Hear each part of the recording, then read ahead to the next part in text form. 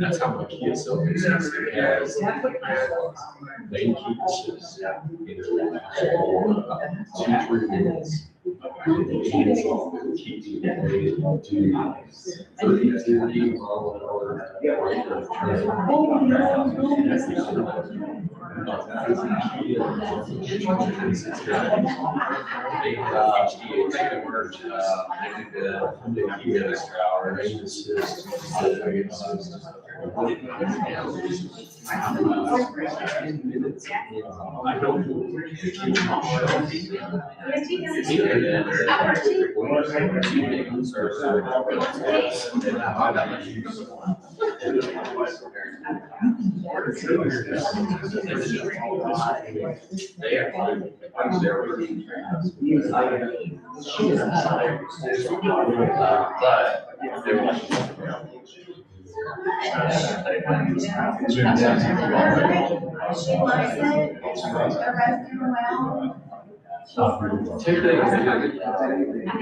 That's kind of annoying, you know.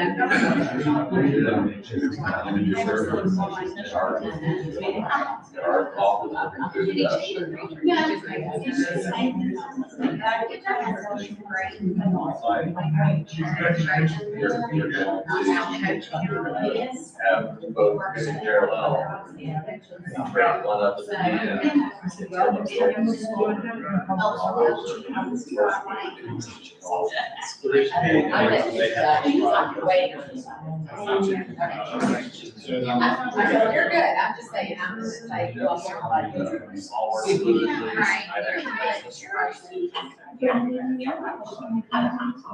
they're paying us.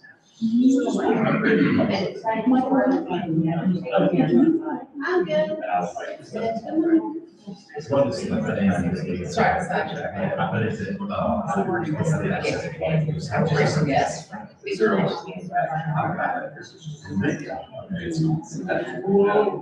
do this all the time.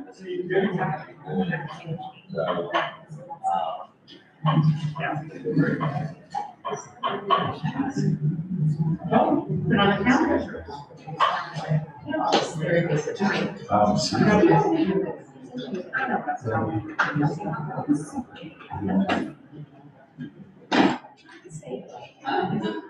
old is he?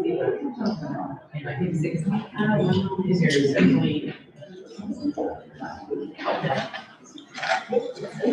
Right, I'm saying the front row so I can intimidate the new president.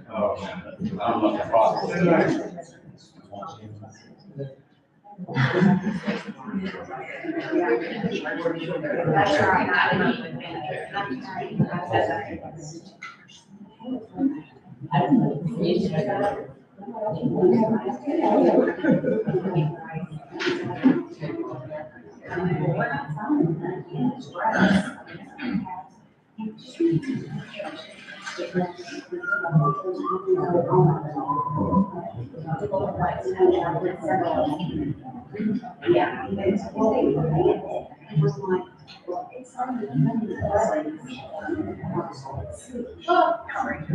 Yes, and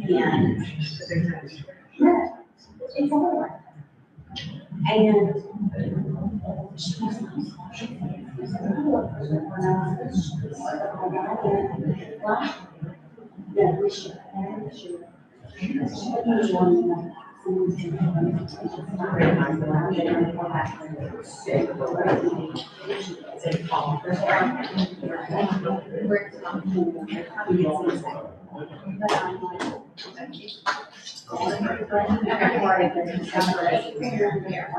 stay where I am, but I just want to welcome y'all. Thank you for coming, and how we had a good fast group of all these good days. All right, everybody. It's been a while since we missed our February meeting due to we calling it snow or ice? We calling it ice at this point? That's what it was. You couldn't make a snow angel, so it has to be ice. Exactly. I mean, I saw way too many people busted in my neighborhood over the course of this week. Well, it was also just that we were getting it all out for so long that we didn't feel we could miss. Right, it didn't feel right. But with us being at the end of the school year, finish line in sight, getting away is not a bad idea. So welcome everybody. And thank you so much to Hutchison for having us. On the agenda and also on the pages in front of you is the Wi-Fi password. If you need access to that. Let's see here. So then call to order, just a reminder to get on the spreadsheet and mark your attendance and highlight in green any changes that need to be made. And send your emails to Lynn for any new people that need to be invited. Anybody have any questions about attendance, any issues? No? All right, so our meetings from last meeting, or our minutes from last meeting are Hey guys, hang on just a second. Oh, sorry. There isn't a new spreadsheet. Oh, I forgot to copy. But I'll go do it right now. Thank So you so you just much. keep doing it, but don't do your attendance yet. Yeah, so the attendance sheet needs to be copied for the new meeting. In our scramble to try to get everything ready this morning, that did not happen. So as we're doing that, the link for last minutes is right here on the agenda. Take a second to look over that, and can we have a motion to approve those minutes? Motion to approve. We have a motion from Arthur Second, and a second from Lynn. Wonderful, wonderful. The treasurer's report. Whitney has the updated numbers for us, but I don't have edit access when I'm logged into this current. So that current balance is 1108. Somebody with edit access can toss that in for me. And then also we have the reminder for dues. By now the annual dues should be paid, but if you have not gotten your school dues in for some reason, please get those in. Either with check payable or on the Cheddar Up app. But don't forget about the $2.22 processing fee on the Cheddar Up if you use that. I don't believe we have any old business from last session. We were kind of sparsely, we didn't have that many folks in our November session, so I just want to make sure anybody doesn't have anything pressing that they want to bring up before we step on into our next steps. No? All right, all right. okay, you guys can go do it.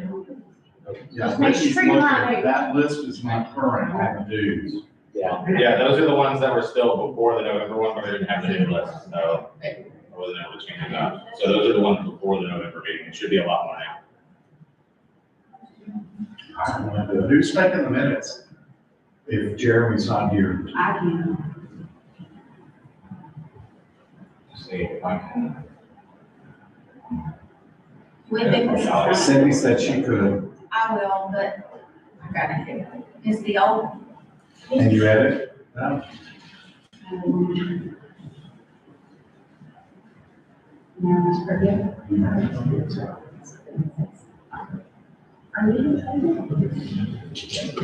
Pay no attention to the name behind the word.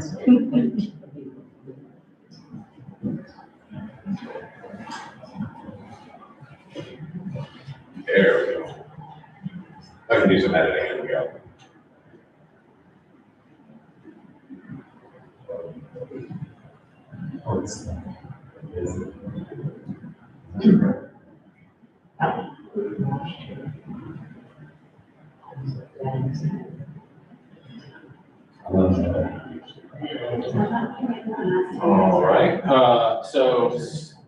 make sure that everybody knows Editing rights. everybody. Somebody, if we need editing rights. Editing rights? I think I just gave somebody editing rights, let's see. Oh. Got like a couple. Let's just see if I can. I don't have to do that. access. I I thought I said did it editing. to everybody, that way you can update the Yeah, there we go. spreadsheet as well. Anyone with the link editor, sorry about that. Okay, so now everybody with the link should be able to edit. Please do not use those powers for evil. There we go. All right, so let's go around the horn and make sure that everybody knows who everybody is in case nobody knows who I am. I'm Corey Phillips from MUS, president this year. And then we'll just go around the room. Mark, you want to start? Arthur Rosario of Goodwill. And I'm so glad to see everybody. I'm even glad to see you, John, again. Look- Y'all were on the news last night. Oh, yeah, did you see? Yeah, Fantastic, that's yeah. good, that's good stuff. Yeah, second chances. Gordon Parks, Ignorance Visible, Director of Technology. I'm James Allen, Technology System Support at Presbyterian Day School. It's my third year at PDS. Holly Lindsay, Technology Coordinator at PDS. Cindy Brock, Director of Technology, ECS. Chris Williams, Technology Specialist at ECS. Williams, Director of Instructional Technology and Accreditation Department. Nicole Scott, Data Information, Briarcrest. Kevin Richardson, Director of Technology for Safe Grade Systems. Local lead ed tech in tech. Engineer. I don't like the term Director of Technology. It's too formal for me. At Crossland High School. So what's your Disney Director of Technology at MUS. Whitney Miller, Academic Technology Director at Hutchinson. All right. So we have our committees here. The nominating committee, we will talk about in just a second. Communications, we still have Lynn as the chair and then Lena. And then Whitney is the chair of social alongside John. We have the yearly social event coming up this month. Can we back up to second to that communications? Yes. And then can you scroll back up to the list of officers, please? So this is totally off the cuff here, and I've not spoken with Corey about this. We have had a position held by Lynn Williams for all of these years that is not an elected position. Yet she does as much work or more than a lot of who's listed there. And that's not a slap on anybody who's an officer. You know, at one point, we had 2 secretary positions. We had this is from the old days, old terminology. We had a corresponding secretary and whatever the other secretary was. I don't remember what it was called. And I'm just wondering if it's not time to split that role again and put something elected, codify it in the bylaws, something for that position. I mean, we couldn't do what we do without Lynn maintaining the domain, dealing with the listserv, updating the names, taking people out, keeping up with officer changes every summer. When we have an election year, she has to take the president's credentials, give them to the next person. Thank God Lena was secretary, treasurer for so long, she didn't have to deal with that. Lena's credentials just worked. But then last year when Whitney took over, she had to make sure Whitney had access and all that. Corey had an issue today because Lynn had to split that out from the admin to the officer logins. So I don't know how people feel about that, but Lynn is kind of an unsung hero and does a lot of work, and I'm not so sure that we don't need to make a position for that. Right. And maybe it could be an elected position, she could be like Lena, who just, the nominating committee would ask Lena every year, and Lena would say, sure, I'll do another year, because, Lena, y'all was treasurer for probably 8 or 10 years. And And then maybe Lynn would say, yeah, I'll do whatever, second secretary job or whatever we decide to call it. Super. She just be on the nominating list every year. And we just, because, again, when's the last time we've ever had a contested race in this organization? Probably never. We have to twist arms to do what we do. So I don't know. I mean, what are people's thoughts on that? I mean, Lynn, what are your thoughts on it? I mean, you're the one we're talking about. I agree, but I think it does need to be a position, I like the position, simply because that person does a lot, probably more than just about everybody other than, well, sometimes even more than the president, because it's all year, every time. It's a lot of work, especially whenever you have to renew, and that was just a mess. But yeah. I mean, to get all that stuff away, because CDHS had control of it, right? They did. Yeah, to get all that under control, she did all of that work. And I'm not saying we have to call it second, we could call it the webmaster position or something, or just whatever. I mean, that already exists as a position when it comes to the system, so there's no reason not to codify it. Yeah. With the exception of, John, you're more well versed in the bylaws than me. That would require a change in the bylaws. Correct. To have that position as an actor. Correct. And maybe this is something we work on over the summer, and we vote on it at the September meeting. For sure. I think that is especially with the fact that we have elections happening in the next minute or so. Yeah. Should we make that a September order of business? Yeah, and even after we put it in place, as the president, it would be a vacant position, technically. You could just appoint the first person, Right. which would be Lynn, hopefully, and then we could deal with it on the election cycle next year. Exactly.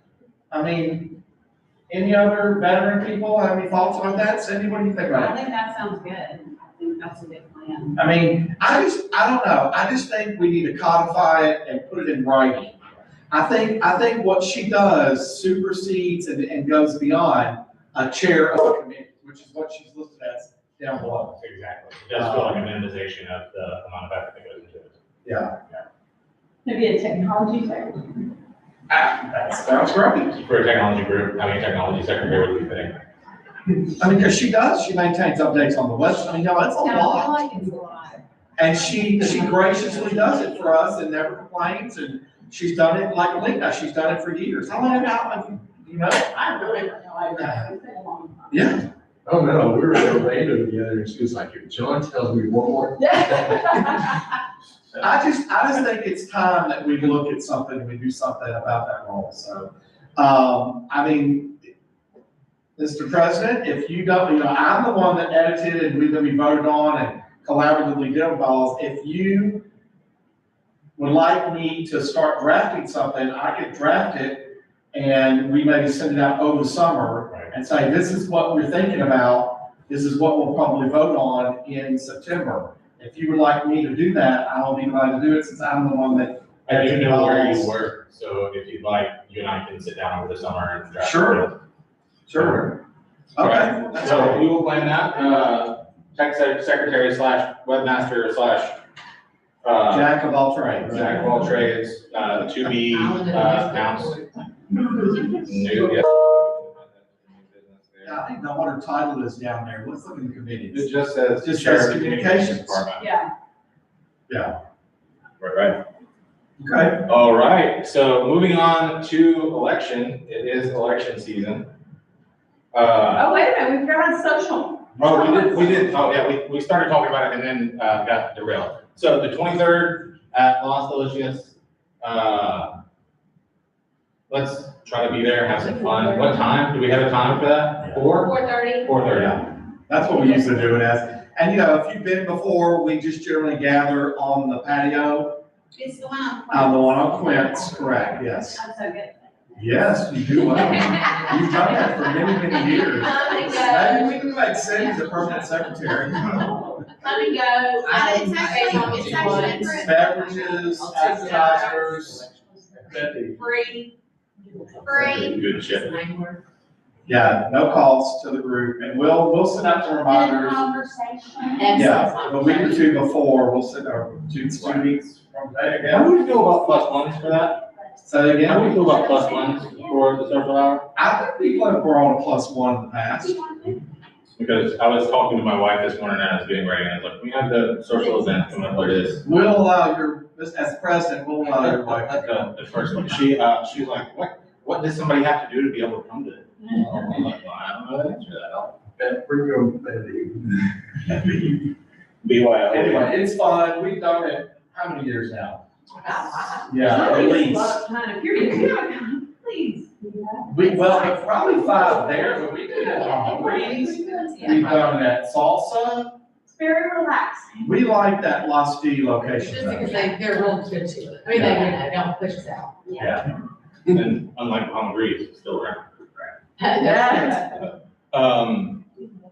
All right, so moving on to election season.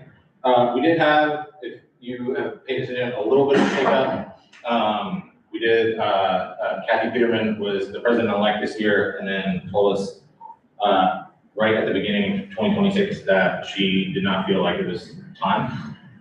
So we did have a little bit of a scramble with the nominating committee. I want to recognize the nominating committee and thank them for their work. Jordan Park, our previous president, is chair. We have Scott Young and John Seamy and Kevin Richardson also on that committee. So thank you guys for your diligent work and trying to figure out how to. So we do have the proposed slate. They do have me wrangled into being president for another year. So you call this an FDR situation or a, I don't know, Putin situation, whatever you want to say. The president-elect of the slate from the nominating committee is Kevin Richardson from St. Francis. Secretary is Chris Wiggins from ECS. And then treasurer is Whitney Miller from Hutchinson for another year. She is so gratefully offered to do that one more time. So let's start with the treasurer position. The floor is now open for the office of treasurer. The nominating committee has recommended Whitney Miller. Are there any nominations?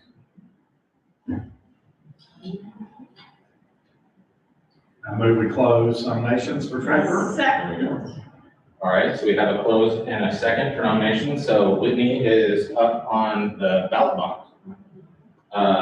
So we entertain a motion we've closed the nominations. And then we must vote on we do this by yays, right? The ayes have it? No? I do the whole slate first. We're doing the whole slate first? That's right, sorry. All right, so now we're going to secretary. The nominating committee has recommended Chris Wiggins. Are there any other nominations? I say the first one. Oh, that was fine. So we have I'll a second. motion to close and a second to close. There we go. Oh, we need that? Yeah. Oh, my bad. Okay, wait, hang on, sorry. I didn't know we have to have that in the notes. It's important, otherwise none of this is And official. then you and Lynn. John, motion to close. And then a second.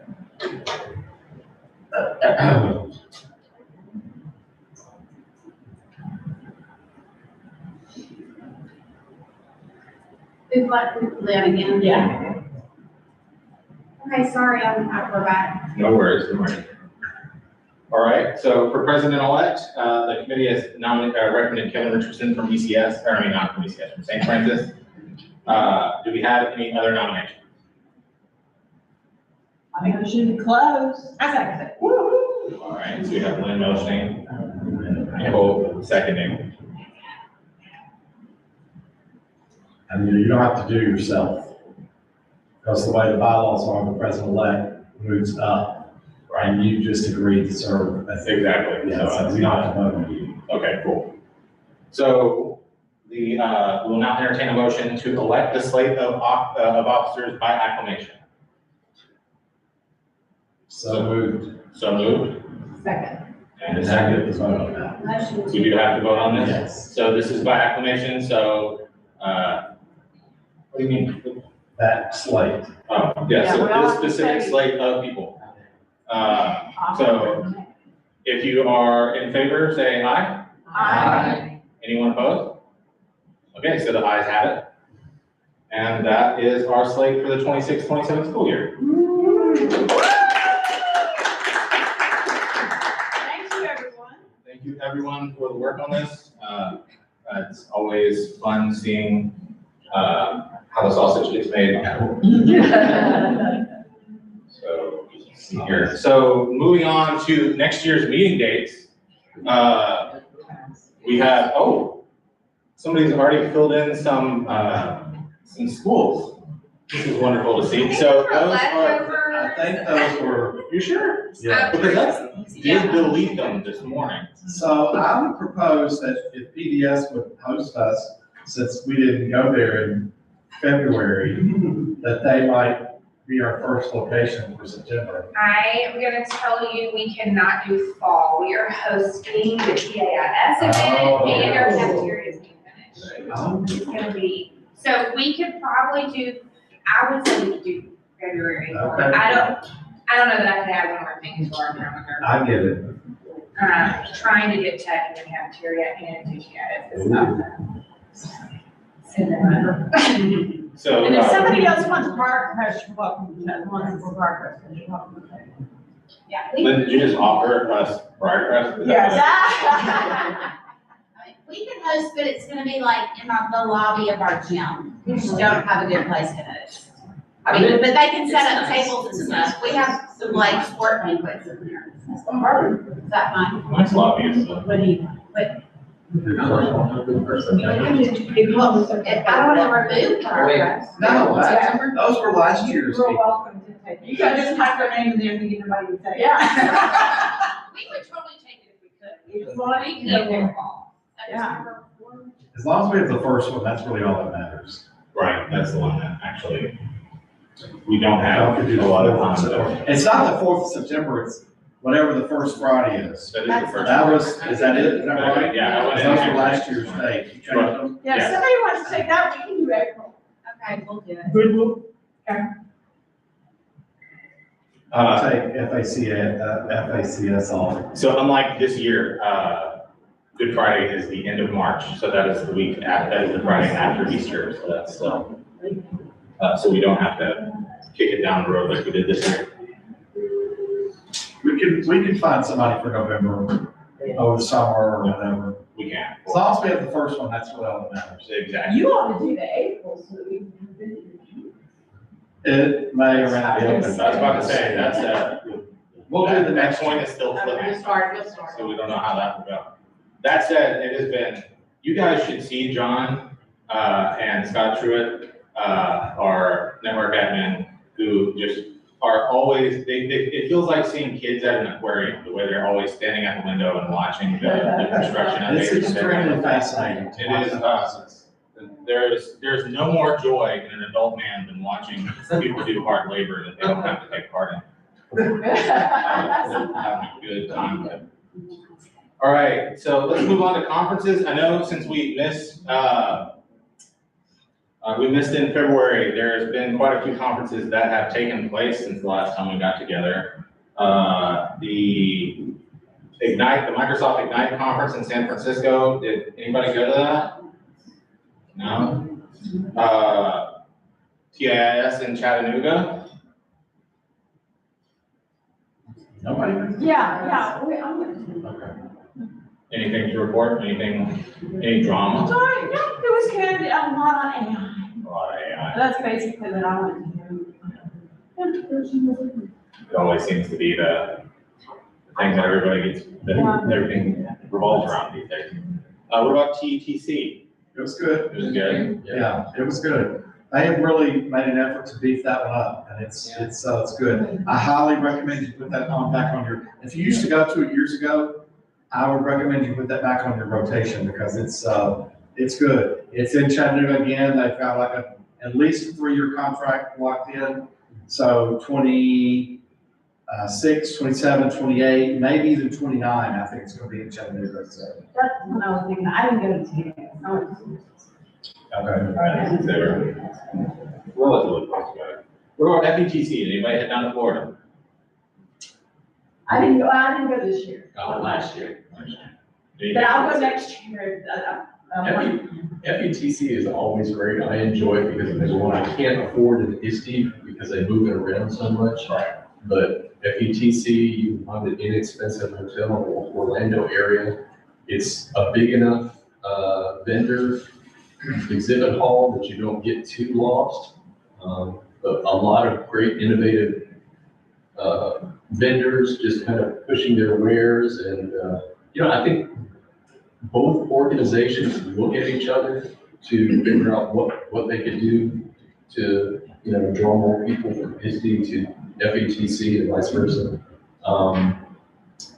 This Time year. of year is good. I mean, January is better than June. Yeah. Well, and it's not as big, And not it as seems more personal Right, than it does. ISTE does. ISTE seems It's too corporate. Right. It's different. And then also you have the benefit of being in Florida in January. Right. Did you go down? And you get discounted tickets. Disney, yeah.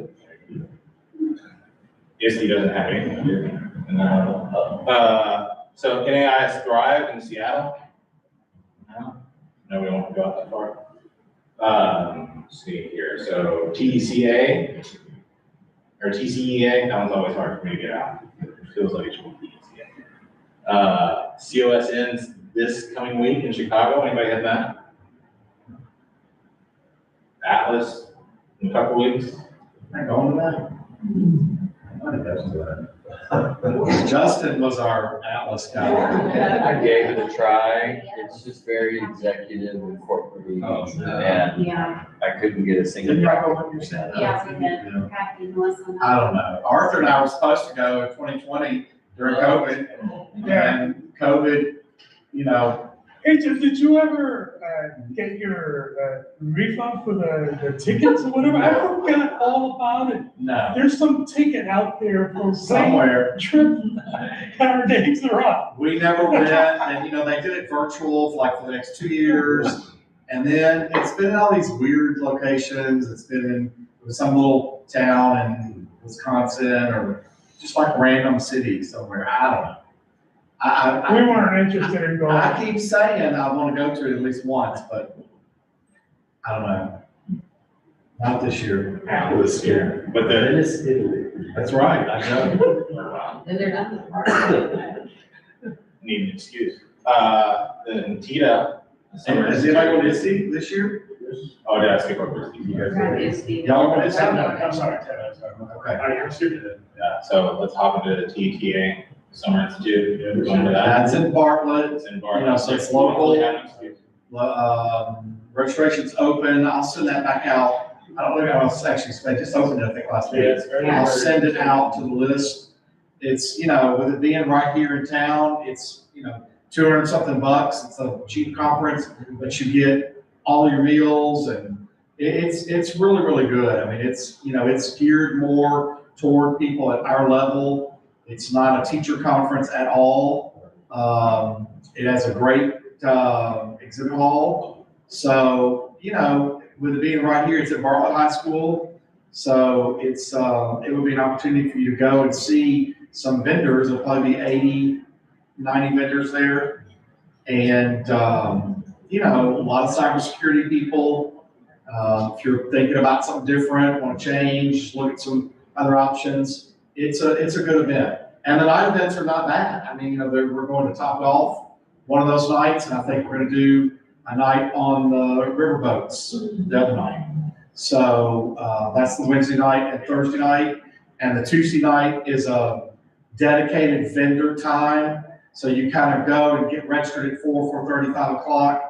And then from 5 till 8, it's nothing but vendor time. There are no sessions at all on a Tuesday night, and heavy hors d'oeuvres.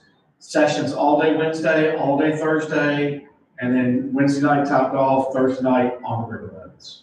So for $275 or whatever it is, it goes up, I think, June 1st to 3 something. So if you're going to register, I would do it, get the early bird in. It's worth it. It's definitely worth it to be somewhere local where you don't have a hotel room or travel. What's the sessions? They're finishing all that up now. I think the call for presenters ended last week, or maybe it is today, and they'll have the sessions out probably first part of June, for a July conference. All right, and then any other Black Box schools looking at the K-12 user conference progress? I'll be there. So we were just talking about this, the fact that they have, split off again from the BBCon being everything, to having a K-12 specific conference. That's a Either good going to thing. be really good or really empty, depending on how things go. So here's hoping that works out. List of our regular social medias, Yeah, see, she maintains all that. Let's go back to Lynn again. Exactly. Don't you maintain the Facebook and all that stuff? Yeah. See, she does all that, so. Yeah, in fact, if somebody else takes it over, we're gonna have to figure out how to get the Facebook. If somebody else, you have to do that, you'll be your first one. oh my God. Yeah, there should be a way to change ownership. Had to do it quickly. All right, so we've got some stuff added on open discussion. So like we've been talking about, our logins going to two-factor authentication, we're still trying to get all that squared away. An Apple MacBook Neo in education spaces, it's a great question. Yeah, I just threw that out. Is there anybody even thinking about Neo? I know right now 8 gig is kind of iffy, but Apple's already said 12 for next year, maybe even a 16 option. I know I reached out to Apple, and back in the good old days, they would send you hardware to test out. They don't do that anymore. So I think we're probably gonna buy at least 3 just to test out, because we are looking at it as an option for classroom parts, or maybe even all of our seniors move over to a Neo, because we're in an iPad school that are getting a lot of push that our juniors and seniors can't do what they need to do. But in my head, I'm like, they live off of this device and can do everything from movie editing to music composition to all the keyboard and the iPad. But I think it's more of, as my head of schools explained, it's more of, we really wish that Google would really look at what Apple has done with the iPad and recreate that app, or just make that, the Google app, the app for docs, et cetera, is really limited versus the, and that's a Google thing. Because it's basically just a web browser, right? Right. But then in the school setting, when you try to push it to the web browser, it bounces back on iPad, and hey, let's use this app, right? But yeah, just to see who else is really thinking about it. Yeah, we're grabbing a card of Neos. Benchmarking looks really good on them. By benchmarks, that a Neo is better than this Air that's 4 years old. Right. And this thing never slowed down on me once. Right. And back in the old, like in COVID, Chrome was so RAM heavy, it's like you have to have 16 gigs of RAM. But Chrome's gotten so much better on memory bandwidth. I actually think the 8 gigs of RAM is fine in the Neo. Yeah. I tell other people, like the operating system we use is Chrome. Right. And then whatever you use to get Chrome is kind of trivial. But yeah, we're gonna do a card Neos. The middle school's already talking about maybe we want to completely switch over and start a new influx of devices, and we're talking about the possibility of even supplementing our BYOD. The devices are so cheap that it makes it a lot more accessible for us to say, hey, maybe we look at either ending BYOD and just going Neo, or supplementing it and saying, hey, we'll buy the Neo up front and then we'll let you pay it off over 4 years. Because to a family that's struggling with financial aid, and taking a $500 computer and spreading it over 4 years isn't as big of an ask as paying $1,000 up front. to play ball with all the rest of the students who can afford it. So I think the NEO is great. I mean, in terms of benchmarking, I think it's fine for a college student. Yeah, I'm gonna buy one from my grandma and my father. my issue is that, and I know we're kind of bird walking on the hardware side, but, you know, we started off with 88 MacBook in 2017, 18, and I know we've come a long way in technology and on the software side, on the web browser side, but it was always a stressor on even those MacBooks to have 8 gig, and that's what scares me the most. But that was what I was saying, is that for us, we had the same thing in COVID, and it was Chrome. It was just Chrome and Adobe Creative Cloud. Exactly. And I just would I had to teach people, if your computer's slow, you have to quit Adobe Creative Cloud the correct way. Honestly, the play long term was just maybe we try to figure out if we can get away from that. Or buy a card for Adobe Creative Cloud classes, Right. and say, check out this card that has MacBook Airs. So that's what we're kind of pivoting, and I'm kind of like, maybe we said Neo is fine for Chrome and spreadsheets and stuff, because we're pretty much all moving over to Google spreadsheets. Yeah. I just have to get my business office off Excel. But like I said, the performance improvements in Chrome have just been so vast And that now I can only get teachers to limit the open browsers from 100 to. Chrome handles that so much better. During COVID, you had to download an extension that suspended your tabs. Chrome just does that by default. Like, how do you remember what? I have like 50 tabs open right now, because, I mean, it's nothing. Does anybody want to go around? I have tab groups, okay? Yeah, there you go. I'm a 10 max person. I'd be curious what your cost of your iPad and keyboard is now. It's $100 cheaper than the Neo. For us, a new iPad for the case is $100 cheaper than the Neo. Yeah. So for us, That's a no-brainer though, Yeah, today. here's the other thing about iPad usage from 2017 till now. I have bounced from Logitech to Brenthaven to STM, STX, and everybody. Everybody's keyboard fails quickly, and no matter what they do. And it's always a charging issue. So Logitech, they just said, you know, we're not gonna put something in between proprietary from the charger. But the problem was the keyboard bubbling and your Logitech rugged, blah, blah, blah. We have attrition of keyboards, and when we factor buying keyboard, buying AppleCare, because I don't want to have to charge them for repair. The Neo that was a complaint about Neo, was free repair, and they brought it down to $99, which was a big deal. But this is a $400 repair.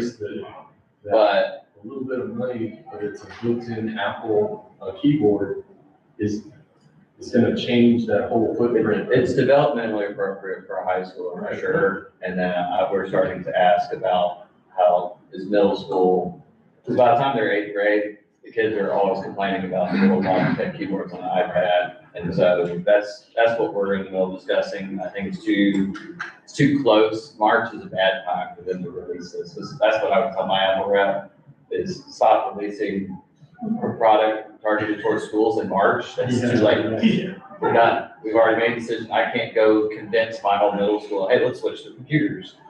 And I'm like, you need to change your cycle, but at least we're gonna get a cart and we're gonna try. I do know right now I don't know if they've had resolution yet, but the Neos are on a phone chip. Yeah, exactly. And I think there was an oversight where they don't authenticate the radius. It's on the phone chip, but it's running Mac OS. And so I think they have to patch that out to allow them to work with ETLS. If it works out, I'm all for even staff. Yeah, the 12, That's what we comes do. out. Right. Because my teachers are just on the internet, Google, and then, AirPlay that's it. They're not running massive. We're gonna get 10 for subs and maternity leave, like long-term subs, and just like, I constantly have part-timers and subs, and I'm like, I need something, but I know all you're doing is getting into new attendance, get them in the end. And then we ran into, nobody has cases yet. By the time we get to August, they'll be. You buy your staff.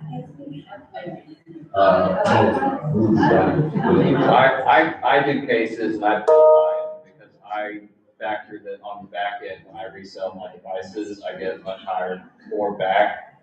And the amount that I lose by not having a case. And also if I can save one MacBook because of a case a year, it pays for all the cases. Because this is a ding man. Yeah. So we started doing cases for everybody. We offer it as an option. You just say, here's a case.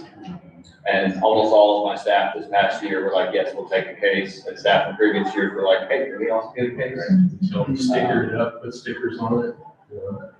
Yeah, that's the other thing is that if I don't get in the case, they'll put stickers right on that constantly. Stop. Yes. The main thing I'm curious about is with how the market is, what that 12 gig unit is gonna look like price-wise next year. It'll probably be $100 more. You think $100 more? That would be my confident guess. That's still expensive. RAM is, I mean, it's not. Well, but so their supply chain is pretty much in-house. That's why they're able to be able to, I think this is a loss leader, but Yeah. I just went to the TETA Google thing up in Jackson this week. And, I think I was the only independent school there, but everyone out there was like freaking out about Chromebook and Windows prices. And several of them were like, now there's this Neo, like, how in the world do we even switch? Especially the Windows, schools were kind of really asking a lot of questions. But honestly, the fact that Apple has their own supply chain, I think this is just their long-term plan is over the next 4 years, while everyone else is losing their minds and having 50% price increases, they're just like, we're just gonna have a solid Neo, and every kid in the country will pretty much be on a Neo. Can you imagine going back in time and telling yourself, hey, Apple's gonna be the cheap option for you? I was trying to buy Dell's about 2 or 3 weeks ago, and she had already warned me. I've been dealing with her since before spring break. She had already been telling me that, they're seeing almost weekly increases in their cost. And so she gave me my quote. We had settled on everything and gotten the approval and all that.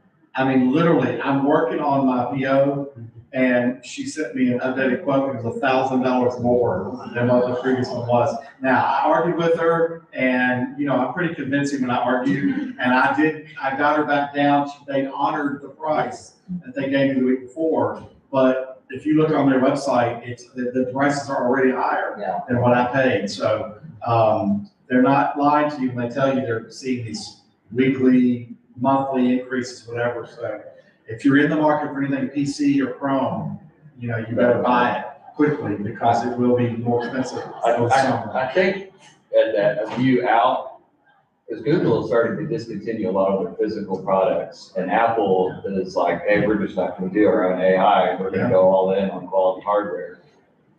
I would almost bet that at some level, they're both looking at each other and they seem to be cooperative in terms of, yeah, you do this, I'll do this. I mean, I think basically the future is MacBook Neos, he's running Chrome. That's like I said, or actual operating system, everyone runs is Chrome. And with Gemini being so far out ahead in terms of its products, I just don't see how the others can really compete even financially. Alrighty, looks like we have another one, adoption of school-wide AI tool. I know we have been, at UNS, we've been looking at Flint a little bit as a potential option. I'm consistently fascinated with some of the responses I've seen in that system, and looking forward to kicking the cans on a little bit, kicking the tires on it. You don't kick cans on the road, you kick tires on the car. They've offered us a 3-month trial, so, I mean, if you're interested in something like that, almost all those places will give you so many months free. I'm fine with it, so just the free version of it with the, with my comp sci guys. And I haven't really gotten them to adopt it as a solution yet. But Who it's is still- using it with their, Anybody use that? Flint? Flint, NAI, or Risk, or any of those paid You guys are services? allowed here, which ones are open?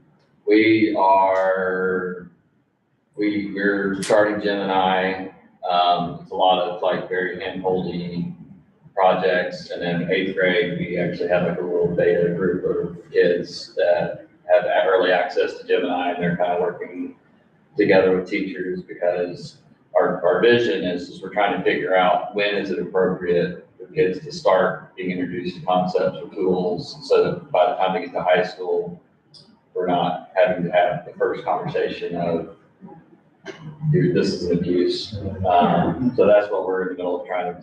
So you said that you all were using it like specifically with projects, and so is there a disclaimer for kids that outside of this project, you are not to use this project as a project, or how's that? Each teacher is allowed to tell the kids they can use it or not. We use Turnitin. I know a lot of people don't like Turnitin, but all the teachers like it, and it's actually successful. We actually saw a reduction in our honor council cases this year because Turnitin's model is not to gotcha. The model is to tell the kid, hey, a lot of your paper looks like this, let's fix it. And So that's, you're using AI portion? Are you using that? we are, yeah. Okay, yeah, we are. And we're looking at Clarity, which is a new add-on for Turnitin, because that is something in a lot of our composition-based classes that we really want a lockdown composition tool where we can track the entire writing process. So tell me about that. Is that within their environment, or is it use Google or Microsoft? Within their environment, it's their composition tool. I really hope that somebody comes out with just something that plugs into Google Docs. That's what I kind of have been waiting on, because I'm like, There are a couple already. there are, and when they come out and they're free, and then a couple months later, they're not. Exactly. And I think that the long-term play might be to just pay a programmer to program a Google app to do it in-house. It's an investment, and then you're not paying a long-term fee. So that's kind of what I'm keeping my eye on, but I know that's a need that we need. So yeah. Just turn it in annually. Not cheap, it just keeps going up. So I just got my renewal for Feedback Studio, and it's like $2,700 just for Feedback Studio. We don't have the AI piece, but I'm considering adding the Clarity piece, and I want to quote for that. And I don't know if they based it on population or not, but we have 610 students, and it's $2,600 about. Yeah. So. It's turned in about that. Huh? It's turned in with like 5,000 or something, is it? No. We've never paid that much. About half of that. They have like modules you can add in and stuff. Another one we just started with is we're now doing Respondus. We piloted that in about fall, we liked it. Actually, our lower school really liked the study tools because it plugs in with Schoology. And so all the kids can make their own flashcards in Schoology and all the study tools. And teacher just plugs in the vocabulary. The kid gets to pick which game that they do. So they really liked it. We did have a little snafu because Respondus doesn't work with load balancing. If you had multiple public ISPs, and that took me about a month to figure out by just getting answers from their engineering. And then I was like, okay, so I have to have a stat. They were like, yeah, you have to have a static public IP address. And I was like, well, that's not going to happen, but I'll just have to route all of the traffic. Seems like a huge oversight. Well, so what's happening is that it's for they say it's a security thing, that when you start a session, your device should stay the same IP address, public. And so I get it, but like, I guess no one else really does that. And so during the middle of the session, if they go and load balance out on a different address, they look at it and say, oh, this kid's, but they didn't even know that on their end, that that's how it was. So when I was like, hey, people's sessions are being terminated, they were like, oh, check with your internet company. And I was like, no. So I finally figured it out, but we just had on our firewall, we just had to route all traffic out on one IP address for that product. Schoology's your LMS? Yep. And Nicole and I were talking right before we started about the Blackbaud has a lockdown browser add-on. you are using now? To there, so we went through testing, but we haven't officially bought into it now. It's only a $2,000 add-on. I say only because $2,000 for a lockdown program. So, We kind of, I mean, we gave it a good shot because AP testing's requirements wanted us. And so we were like, I mean, kids already have it on there for that, because we do so much of that. So this is just kind of, there's already a requirement in place for us to have it, and now we just extend it, and it's not just AP testing that has it. Yeah, rep was very handy. They actually have a really robust knowledge base on the back end on how to set it all up. So I was impressed compared to a lot of other vendors. We still use their assessment. You guys? We have a few teachers who use it.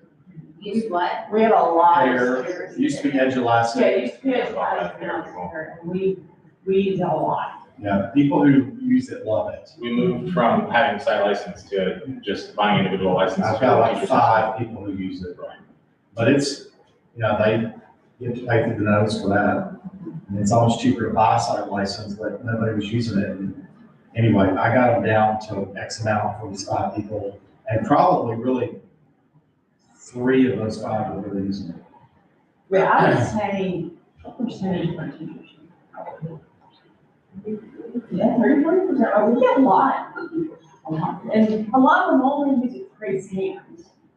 But we've got 30-40% who are all trying to do it. I do have a question.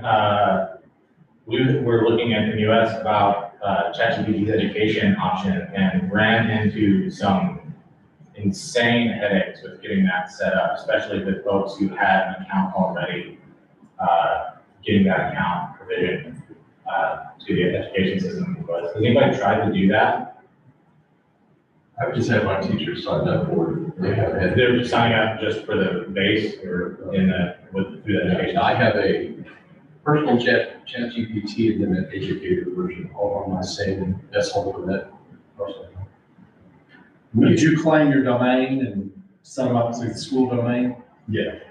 Because we've not been successful, and that came up at Tuesday's West Tita meeting before your Google thing, and several people said that it took them a minimum of 6 months before they could get it to work, and it still kind of doesn't work. Right. And you can put tickets in on OpenAI's site, and they might get back with you, they may not. So I don't know, but we've not been successful. Yeah. Every ticket we put in has been responded to or by AI. So Yeah. We still haven't decided what we're gonna use. I think the last time we all met, I talked to everybody about, we're working with, Challenge Success out of California. I think there's 4 other schools that are in the same cohort with us. So we've done a lot of internal, Google submissions just to get input from teachers and students on how and what they do with, the technology that's available now. We haven't solidified that we're using this or that, so it's still the Wild West, because we're unsure what is the best for what we want. But I will say that we're trying really hard to work with a group that came out about 2-3 years ago called PlayLab AI. PlayLab has had a lot of traction in terms of really looking at schools and saying, what do you want AI to do within your school setting? And so we're trying to build out what we want to use AI for, and then start testing it with teachers and students to see if this is the right fit for us. Now, something we probably could all do in-house, but this company has already been doing it for 2-3 years. Because I was just looking at the last AI usage data collection response, and on the teacher and student side, we go from ChatGPT to Claude to Class Companion. Class Companion we basically use for feedback. We're not as excited as we used to be for how it does feedback on schoolwork. And of course, Notebook LM, Gemini, it's just all over the place until we figure out what we want to do. Well, I think they're all, AIs are so different that you can't really narrow it down to we're gonna use this one. Right.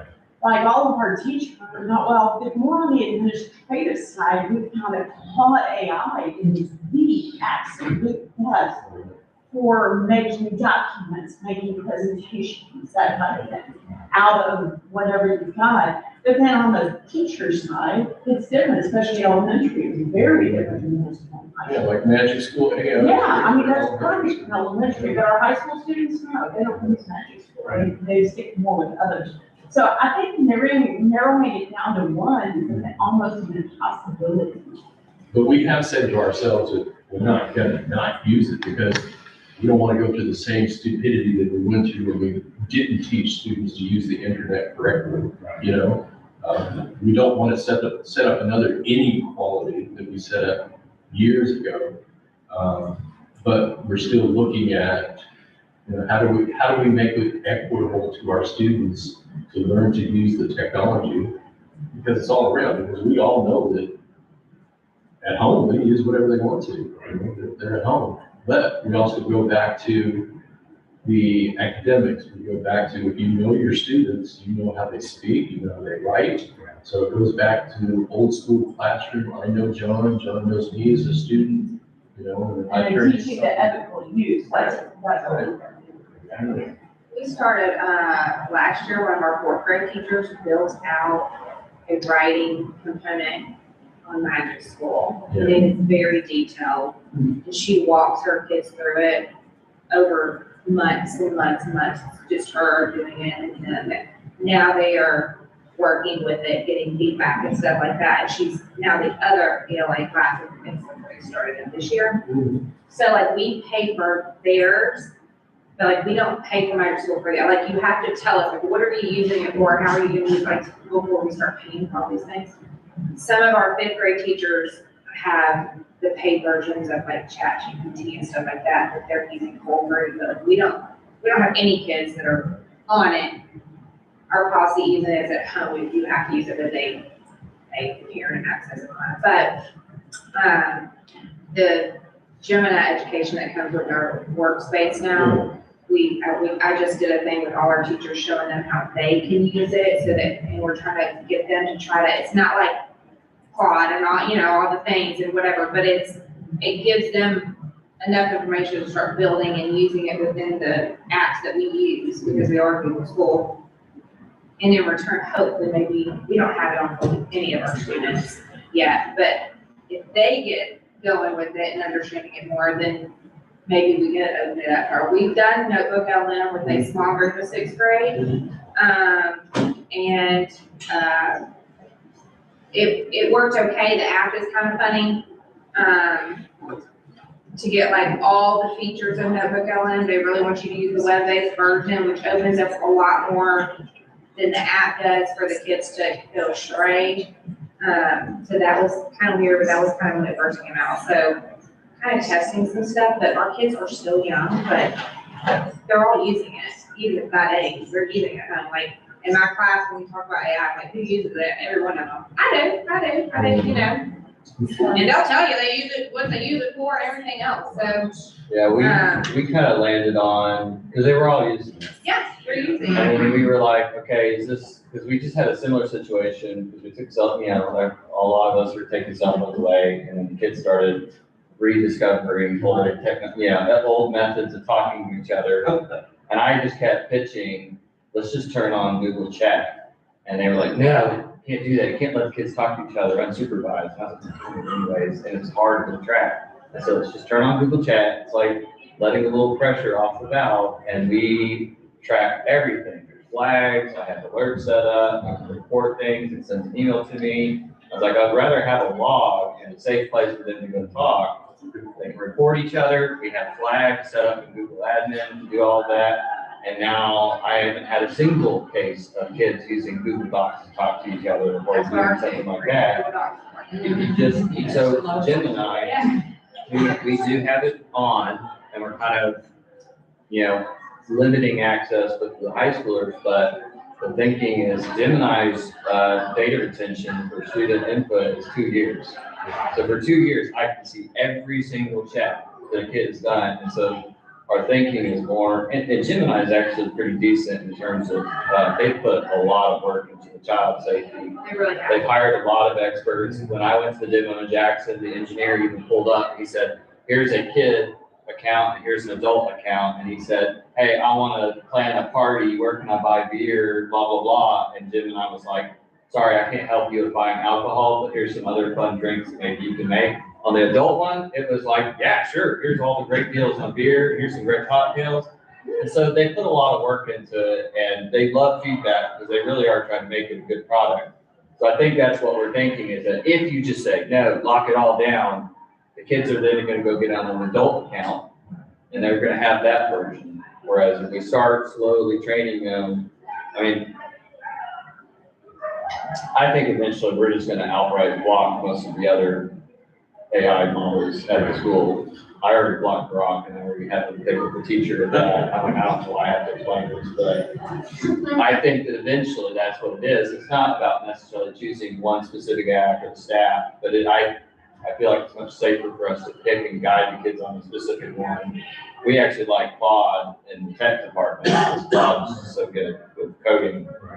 We actually already, Jeremy, he made a little applet dashboard where it takes APIs from all the status dashboards, and just, we have one little page, and you can go click on it, and then he has it dependency related. So we know all of the vendors who rely on Azure, all vendors that rely on AWS. So when one of those goes down, it marks all of the dependencies also as status.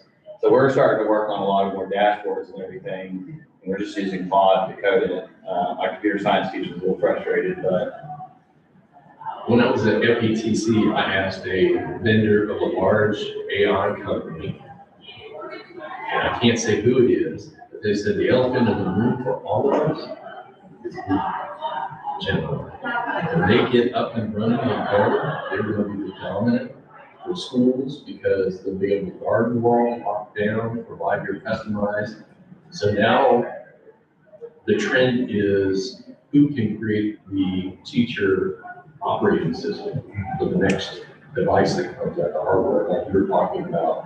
You know, you've got the hardware, but now what's the OS? And so now companies are starting to look at how do we create a teacher-centric operating system.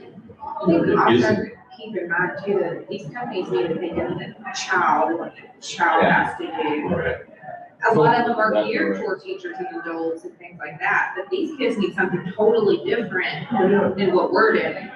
They, you know, and I think Gemini's trying to get like, you know, where the kid needs to be in the educational side. I don't know. We're not bought into anything, but since that is free, I mean, not free, included in our thing now, we were trying to get them on it. We just ran an entire staff in service in February on Gemini, and ran everyone through it. And so we had a lot of good little, like, hey, submit stuff that you're generating. We're not like, hey, go do a bunch of projects, but it's like, hey, here's how you can very easily spruce up a slideshow in like 30 seconds. And it's not, I don't want you to like do everything AI, because I'm the first to say, I could teach every single subject at the school without technology. I did it for 5 years. And this is a tool to enhance, and that's why I'm trying to get them. I had told them no, not to do video stuff, just a waste of tokens. Didn't bring that up. Didn't Didn't bring that up. We didn't bring that up at all. Yeah. From the student side of things, that was the thing that was fascinating to me as I've been looking at Flint. I sat in on like a open session discussing the ethics and child safety with Flint. And one school was sharing, you know, because when they're using Flint, since they're using a specific version of Claude that they have that is got all these guardrails built into it. It also is sending, you know, if there's anything discussed, it sends a flag to the admin. This guy said, as the admin of our Flint system, the 90%, 95% of all of the flags that I get are the kid cussing out the system because they're just saying, just give me the answer already, and it won't do it. And so that's where the issues are coming in, is because the kids getting angry at the system because of the guardrails in place.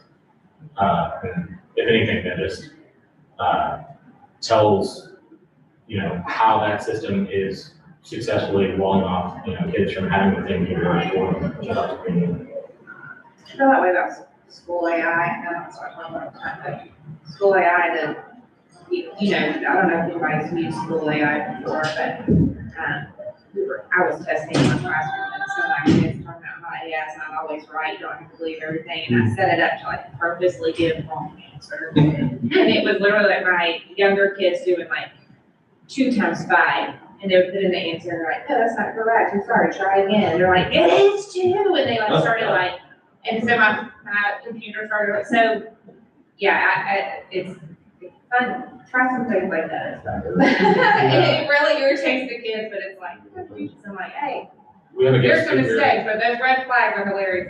Right. We have a guest speaker in us right now, that is actually, I think, about to start talking, that sat with our AI committee yesterday and talked for a while, and he talked about how often the kids are saying AI hallucinates and AI makes things up, and that's the thing that they've heard, and is true in a lot of situations. But he said a lot of the reason that kids are saying that is because they're using a free solution. And he said all of the free solutions is the best analogy I've ever heard. He said it's like you're able to ask Einstein any question, but he's drunk and has the answer immediately. And then if you pay for it, he's not drunk anymore, but he's still answering right away. And if you pay even more, then he thinks about it for a while.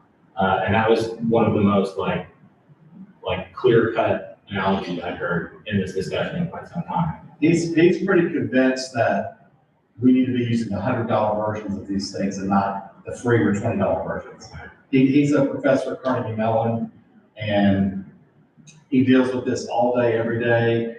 And what was the statistic? 30 out of the 33 of his students. Yeah.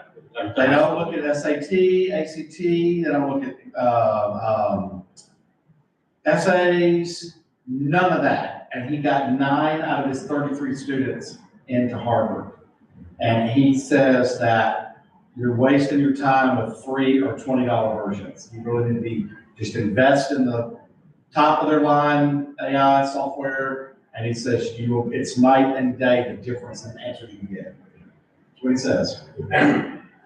Did not, so he had been trying to get into Harvard. These are some of his he works with inner city high school students all over the country. And somehow we got connected with him, and he's connected with the Shelby County schools. So he's been here since Thursday, and he's gonna be here, I think, through tomorrow.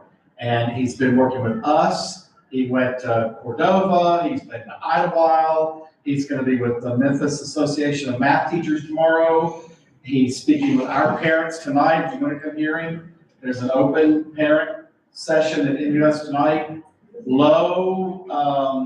I don't know his name. Anyway, I thought I was going to stay 15 or 20 minutes at this little session this afternoon, and I ended up staying almost an hour, and they say he stayed another 20 minutes past that. And he was extremely interesting. He basically says that if you use AI in your instruction and to teach school, you can get everything that we do in an 8-hour school day, 7-hour school day. He believes you can get it all done in 2 hours of the day, and your other 5 hours need to be spent on creative, project stuff, people stuff, is what he believes. And again, he got 9 out of 33 students in Harvard. And the other kids went to Princeton, Stanford, like 16 of them got into MIT. Yeah. And so it was extremely interesting to hear this guy talk. He's speaking from 6 to 8 o'clock tonight in a parent session at NUS, which is unusual on Friday night. And I don't think they usually do those on Thursday night, and for some reason they couldn't do it last night. So anyway. I'll tell you what, I could not do my accreditation job without it. I had it, we were starting our accreditation plus. So I had to meet, I had to meet with all of our chairs, which we have like, and our identity, which is like 54 people, 45 people.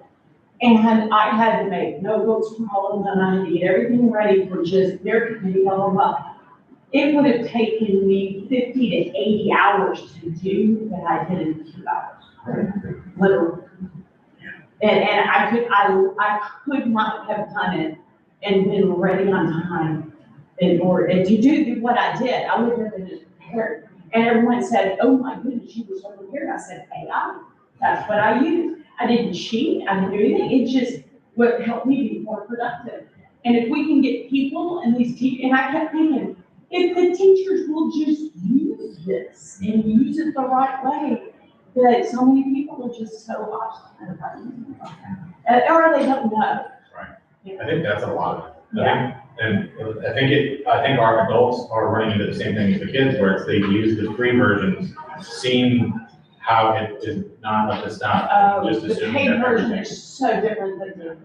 Yeah. Oh, it is so night and day different.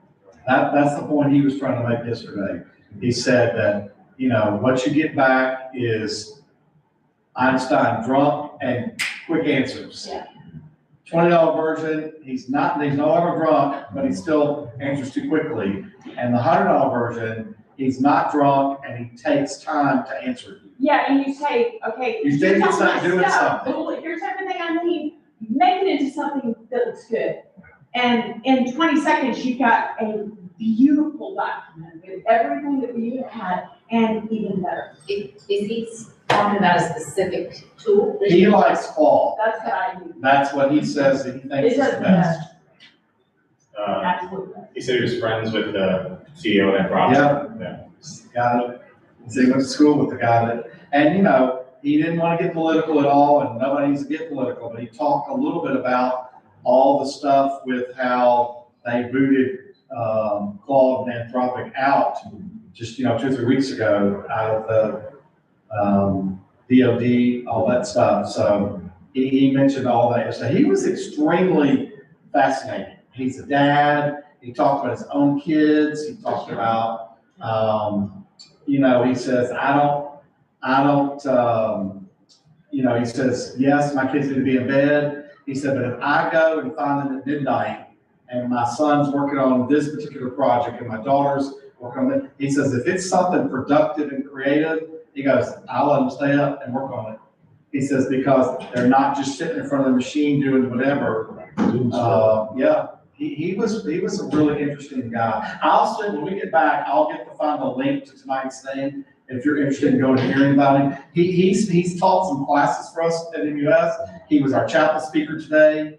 Our MUS guy took him around to some of these places in Memphis Shelby County Schools yesterday. He likes going to these inner city places and going into inner city schools and just chatting and talking with kids. And he's doing something with the Memphis math teachers tomorrow. So if you've got math teachers, tell them to look that up because it might be worth them giving up part of their Saturday to hear this guy speak. Cool.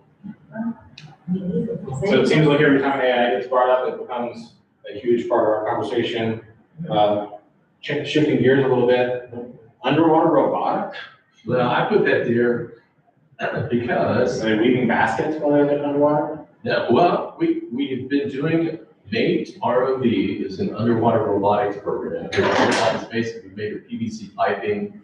You've got 2 propellers, you've got an underwater camera, your driver is driving it via a tethered line, and you have to do certain things. You have to move objects underwater. So we've been doing that for about maybe 3 or 4 years at Crosstown, just kind of being the host of something that happens nationally. We just, I'm always pitching, if you want to see underwater robotics, middle school and high school, it's great for. We don't do the elementary school version anymore because we just didn't get a lot of traction from that.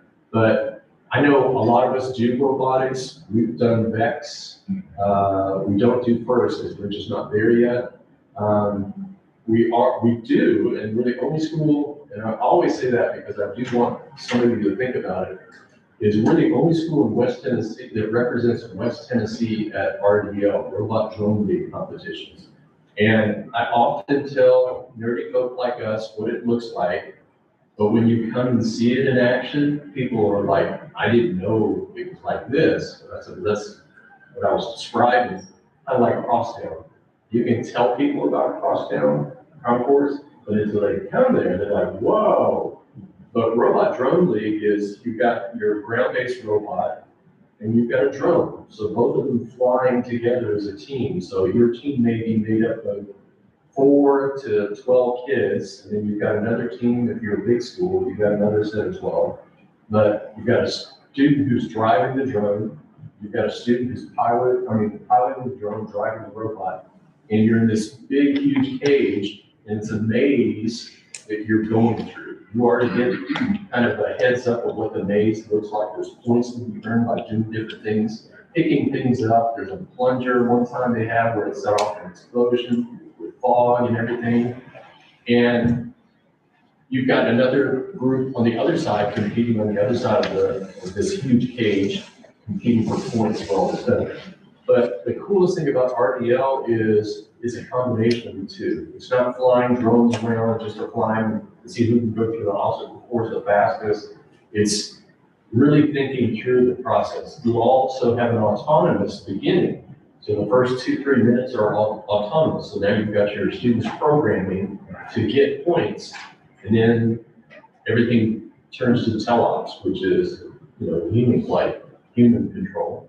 But it's a great program. If you're ever interested in it, reach out and say, hey, we do robotics, but because it is totally different from VEX. To me, VEX is boring when you go to an RDL competition. Because in VEX, you just got one robot that you built, it's doing stuff. But when you're at RDL, it really takes over. You've got flight, you've got terrestrial robots, and they're all moving, not in unison, but together to do things. Where do you compete at? Where do y'all compete? The Nationals is held at ETSU, so you have to go all the way to the other side of Tennessee. But they've had regionals in Murfreesboro. There are regionals all across the United States, but here in Tennessee, they try to do regionals close to one another. But no, we're local, there's no. They wanted to do it at Crosstown, we opted to do it, but it was for the juniors. There's a junior league, and then there's the high school league. The junior league is the elementary middle school, and the elementary, middle, we got higher. We tried to do the junior because the cage is smaller. It does take a lot of space, and that's usually what we'll hit a campus, because you've got an indoor practice areas that become great areas that set up this cage that drones are flying in. But you also have this, imagine you come into half of indoor practice field, you've got 40 tables set up, and they're all schools. And they're all working together, they're running back and forth to help each other with a drone issue or a robot issue. So there's a lot of table share, knowledge share, problem thought, all that stuff is happening in a collective, not just one school doing it by themselves. And it's great seeing young people say, how did you guys do that? And how did you make the robot do that? Or we're having a problem with our programming or our coding, and then they'll just start working together. We're gonna have to start thinking about a new robotics league joint. It's first announced this year that they've split their partnership with Mega. So first is no longer with Mega. Wow. So we're gonna have to start thinking about another robotics. So we're looking hard, yeah. Yeah, take a look at it. It's been great. I got to MC this year's juniors, and I'm an elementary school teacher, I'm in a high school now, but it was just great seeing these young kids building these robots out, flying, and just, if you're not a robot driver, builder, but you're a great pilot, that really does a lot of self-esteem push for students who just want to be in the field. Having another avenue for a kid to be able to show off skills they don't even know they have yet. Right. The next competitions we posted has been kind of like what you're saying, where you have kids from so many different schools working, talking about it and working together, and it feels like, you're in a garage, right, in a way that is really neat. Right. So just take VEX, add some awesome 80s music to it, add a lot more schools working together, and then add a drone flying all the time. I mean, 2 years ago, we had a drone that didn't work because everybody goes for the little drones, the tele drones, which suck because it's just perforated with everybody using the same thing. So we brought DJI on it because it's a cool drone. Our student put on his goggles. Everybody stopped. Like, what is that dude just doing? He just put on, and he was flying with a joystick. You know, they're fixed using their controller. And so our dude is just flying with his controller, left, right, fixed, all that. And he's just doing like by sight. That is really neat. I had one more thing I wanted to ask. Yeah. Is anyone using a classroom management software where your teachers can see students trying to monitor and? We just had a teacher email us and ask us for some stuff. Okay. So, Well, I wanted to tell you, we are piloting Securely right now. We did Mosul. Mosul was awful. It was so bad. It was so pushy. Bad. We are doing Securely. It is fabulous. It's fast. It works every time. They can start their session. They can see their students stuff immediately. It is really good. So if you're looking for something, now it is an add-on if you're using Securely, or you would have to pay for it, you know, if you're not using Securely. But it is, our teachers are like, we want this and we want this now. So the pilot teachers are like, everybody is going to want this. It's kind of like Lane School. Yeah, and it's like Dino, what do you call it? Dino. It's one of them. We had Lightspeed, and they, Lightspeed is one. Well, I'm telling you, Securely works better. We tried a bunch of them, and Securely is hands down the best. Do you use Securely for other stuff? We That's do, your firewall? yeah, but we use it for so long. So we're just asking them if they'll help fund all that and have it cheaper. Yeah. Is what we're gonna do. But, yeah. Is it expensive? You're not using anything. Is it expensive? I don't know, to tell you the truth. Maybe a couple $1,000, but I don't even know. I don't know. So, because I don't do that. They can control it, lock them down. Lock all them that. down, they can See what they're push. doing, Yeah, they share a screen up. can share, they can block them to only use one, or they can Yeah. say, okay, you know, you have to use these different ones, or the teachers say it is just, and it's just fast and easy, and it works. And you use that on your Macs. You're using it on a Mac. Does it work better than Apple Classroom? Yeah, I think it works better than everything. I don't like Apple Right, so Classroom. probably. Use it. And we have, we're That's doing the all. same with ours. They want it, and that's what we have, but they don't like it. It's all rostered through ClassLink, so if you're using ClassLink, super easy, we set it up in a matter of minutes. I just call them and they'll sync it, and I mean, I'm telling you, it's really, really good.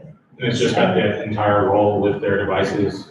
Right, and so when a teacher logs in, they just go to their website, log into Securely Classroom, and all they see is theirs. Of course, I can see every class, so I can go to any of them at all, and then I can give administrators access to any class. I mean, it's actually the easiest and best that we've ever done.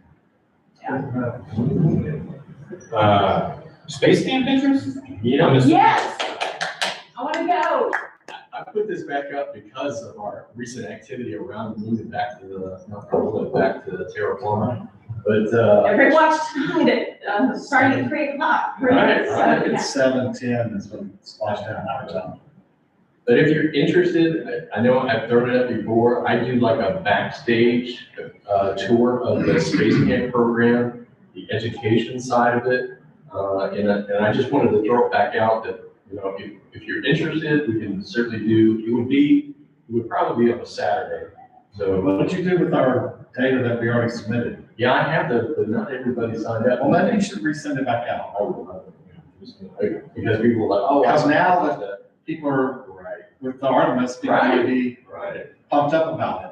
So it's in Huntsville, it's 3.5 hours from here. I'm interested for sure. Get a van, we all just meet there. And I've already reached out to Space Camp folks. They said, yeah, they'd love to do another, I call them education VIP tours. But yeah, you literally will spend about, 4 hours with the Space Camp crew trainers, the education STEM folk, just to get an idea. We'll walk on the training center floor, which visitors don't get to do. So we get to see kind of what student trainees get to do. And I think for this year, we'll spend some time walking over the Aviation Challenge, which is the aviation component of it. The other reason I want to take us all there again is because the new head of NASA is also a Space Camp alumni. Matter of fact, Cook is also a Space Camp alumni, and she's aboard the capsule. But he poured a lot of money into the new training center that we're building, because the training center that you'll see has been around since the 80s, basically. So there'll be a new training center being built. There'll be new trainee housing, because the area where students have been living, it's very ancient now. It still looks futuristic, but it's just old. And we're getting a lot more, the Space and Rocket Center really thinks that we're getting a lot more traction because of this new researchers are pushed to the moon. And with the astronauts being filmed saying, we got to create this next generation, that really ramped up a lot of parents saying that, I think my child could be the next astronaut or pilot or crew trainer. So, and if you all are interested in that, I'll send out a Google form to see who all wants to go, and then I'll get a date set. And then also, if you're ever, interested in, I do a scholarship program at Crosstown for students to go to Space Camp. I have one this year that will go to Space Academy, which is the high school version. And then I'm doing one for Aviation Challenge Mach 3, which is the high school version of those students who really want aviation, more so than just space science. They cross quite a bit, but there are students out there that I want to be a pilot, I want to be a better officer. Thank you for sharing that with us. Thank you for sharing that with us. One more topic up there, please. If y'all are not following what's going on in the state legislature, 99% of what they do up there does not apply to us, but occasionally 1% of it does. I don't know about this one, but there's a big movement in the state of Tennessee legislature to limit device use among school children. Yeah. The first bill basically was going to remove devices from K through 5 students. People got to them, they've come to their senses a little bit, and it may be passed and on the governor's desk, but there is a bill that is going to limit screen time in schools. And they're gonna have to monitor it and keep up with the amount of time that kids are on computers in schools up through the 5th grade. I don't know how they're gonna do that, but, occasionally they lump us in with public school stuff. So we need to watch that. I don't think this one is. I've not heard anything about it. I don't think MAIS has mentioned anything about it yet. But, when Covenant happened, they suddenly lumped us in with all the security stuff. And so, when it suits them, they say all public schools, and they'll string it on out and say parochial, and they'll name all the others. So you need to be watching that, because there clearly is a movement that people think that kids are spending too much time in front of screens. So it's something that we need to look at, because I don't think it'll hit us now. Doesn't mean they won't somewhere lump us in down the line. Do you have the bill? I do not, but if you just Google it. It said it's just got submitted to the governor. Yeah, I think they've run it back and forth, and I think it's passed both houses, and I think it's on the governor's desk.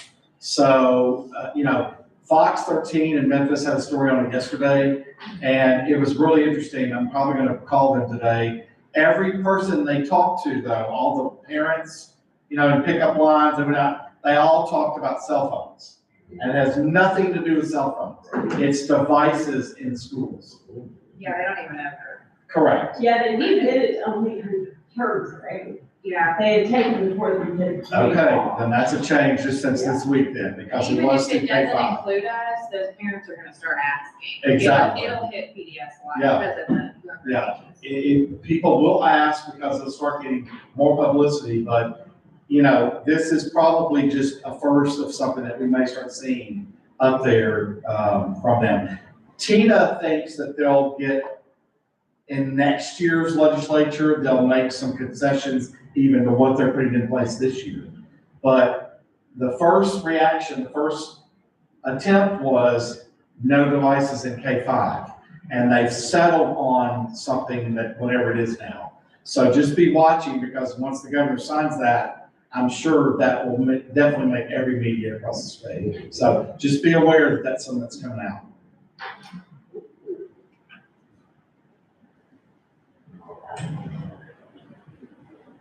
So last session, we spoke a lot on AI, so look through last meeting's conversation for more AI goodies.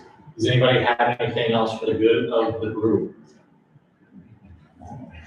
I want to introduce we've got a partnership with Christian Brothers University in St. Francis, and this is Tracy, my student journey that I had for fall and summer, but they've got a program where you can partner with them, and in Tracy's case, she's getting credit hours towards her degree during the school year, and then in the summer, it's a paid internship through CPU where they pay her X amount to come work with me in St. Francis. But if this is something that it's open to any schools, I saw a former colleague of mine a week ago and tell him about it, send him information, but I can give you the young lady's name that it's open program, and it's open to any schools that want to partner with them. It's, I know Tracy's told me she's got other people in her class that they've gone and, some of them want to be a cop, so they've gone and done things with the PD, and in her case, she's got a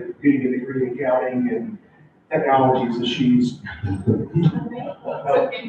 Sorry. My degree is in management information systems, but my minor's in accounting, so who's half right? It's a pretty cool program, been able to give back and just, she's definitely been a big help, just having a younger person that brings bright ideas helps. Did he send us the information? Yes, the advocate. Perfect, thank you.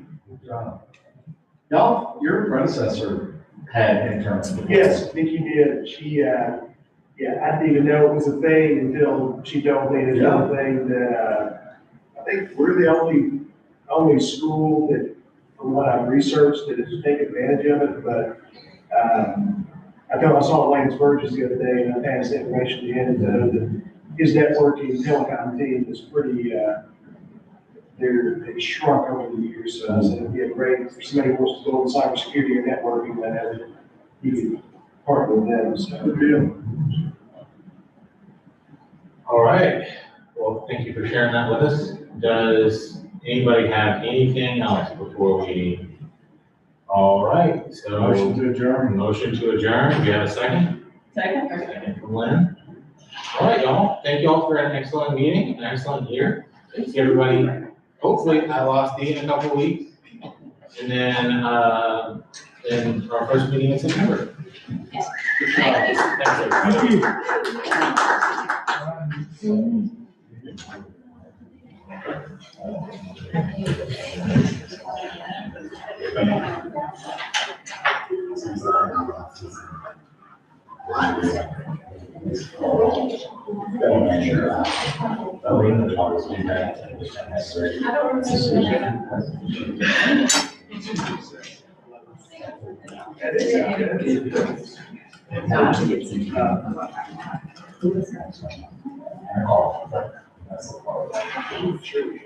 Excellent.